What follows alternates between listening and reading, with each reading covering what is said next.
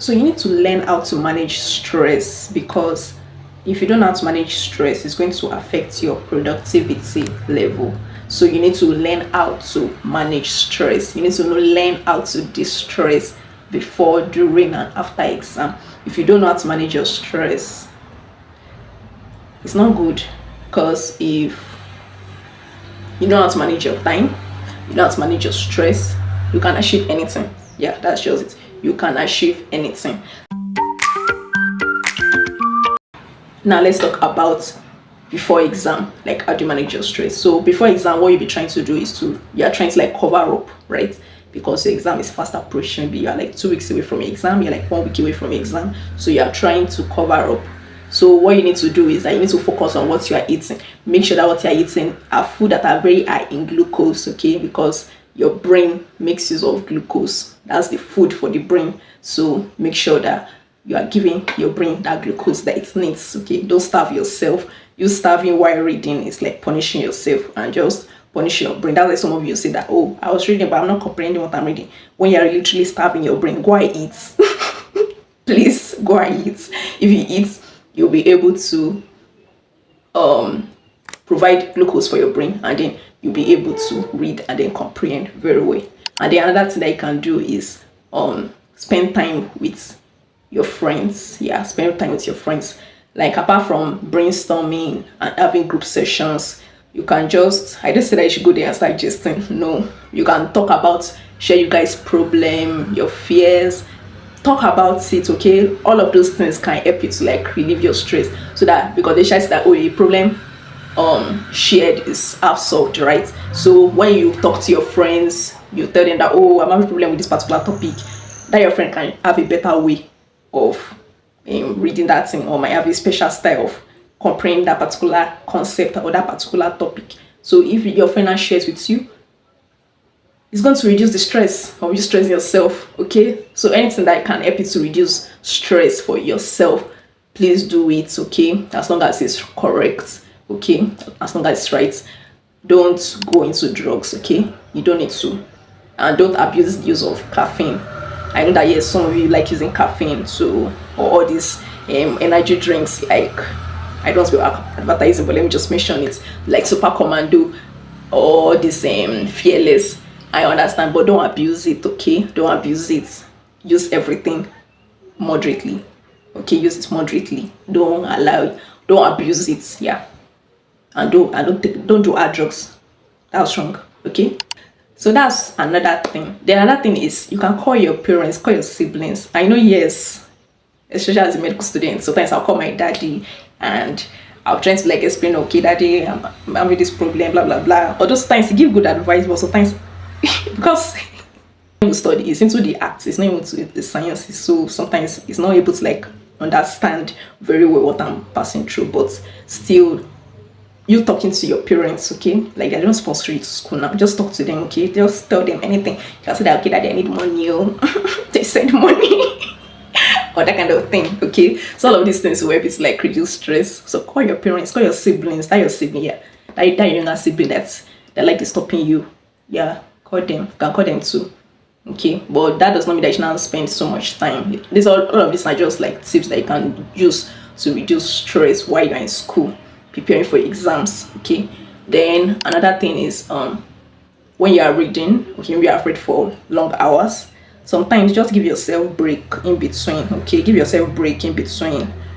Go for a short walk, okay? It can be like a 15 minutes walk or a 10 minutes walk. They come back to read.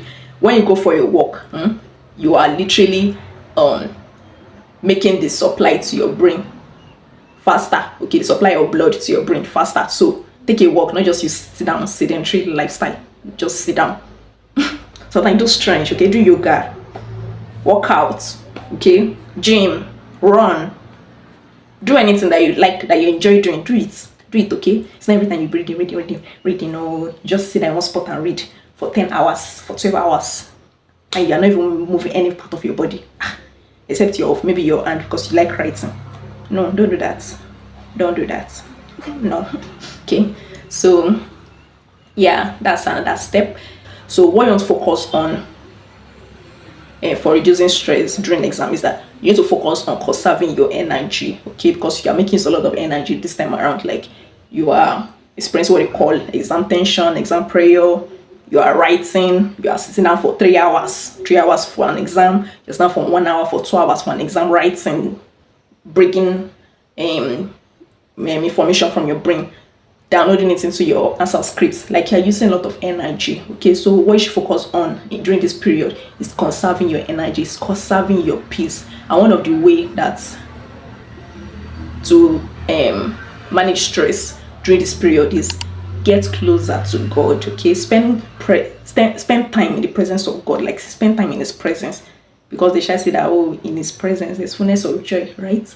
And also they that know their God, they shall do exploits. So spend time in God's presence. It's going to strengthen you, okay? You know those things that some people just write an exam and they fall sick is because they are diminishing their energy faster. So do things that can help you to manage your energy, like to conserve your energy. Is you need to read your Bible, you pray, okay? Download good songs, gospel song, chants, pray, read the Bible, meditate. And that thing is you can journal to do what we call journaling. So journaling is just like you putting down your thoughts into a notebook. It's not a diary. I don't say you should keep diary and I'm writing your story and then someone and the thing got lead. I mean, you're in school now. You can keep diary where you're at home, sure.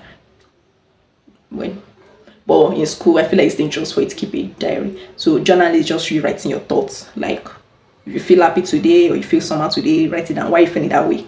That kind of thing. You feel grateful, write it. Why you feeling grateful? You feel happy, write it. Why you feeling happy? You have an idea, write it down. That thing helps you, okay? It helps you to like process your thoughts during exam. So you're not like overthinking when you're supposed to be concentrating on reading your book or revising and preparing for the next paper. You're not like overthinking, you are journaling, you are writing down your thoughts and keeping track of your thoughts. So journaling is a very good thing to do to manage your stress. And then another thing is reward yourself. Like after weeks and months of preparing for a paper, then you finish writing that paper and you know that yes, you did that paper very well, like you actually did your best and the exam was good, and you come out from the exam hall, you can decide to take yourself to an eatery in the school. Just buy yourself a plate of, I don't know, whatever you want, so a snack. Reward yourself, okay? Reward yourself. Reward yourself for real. So or that thing, that jewelry, that earring, if you're a girl, that lip gloss you want to get, you have wanted to get sense, get for yourself, okay? Spend money on yourself, reward yourself, be proud of yourself, okay? Nobody will wait, apart from your parents, but like nobody will share you or better than yourself. Let me just put it that way. So reward yourself, okay? It's also one of the ways to manage stress during exam is that you should sleep well. Yeah, I know it sounds basic and simple, but most students don't sleep well during exam. And I understand that yes, you cannot be having 6 to 8 hours sleep during exam. Like it's almost, well, it depends. If you know how to manage your time very well, you might use to sleep like 6 hours if you can, but most of the time the most achievable, you should be able to achieve at least 4 hours sleep. Yeah, you should.